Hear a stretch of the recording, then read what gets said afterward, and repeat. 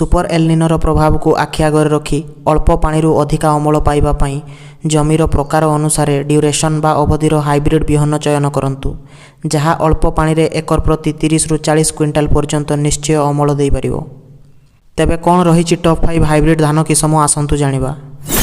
प्रथम हाइब्रिड धान किसम होउची वीएनआर सीड्स कंपनी रो भीम 115। एही हाइब्रिड किसम धान 115 रु 120 दिन रे अमल होइथाय। द्वितीय हाइब्रिड धान किसम होउची टाटा सीड्स कंपनी रो टाटा DR8336। एही हाइब्रिड धान किसम 125 रु 130 दिन रे अमल होइथाय।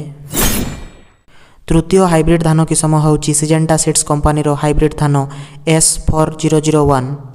एही हाइब्रिड धान 125 रु 130 दिन रे अमल होइथाय। चतुर्थ धान किसम होउची पायोनियर सीड्स कंपनी रो पायोनियर 27P37। एहा 130 रु 135 दिन रे अमल होइथाय। पंचम धान किसम होउची एराइज सीड्स कंपनी रो एराइज AZ8433DT। एहा 130 रु 140 दिन रे अमल होइथाय।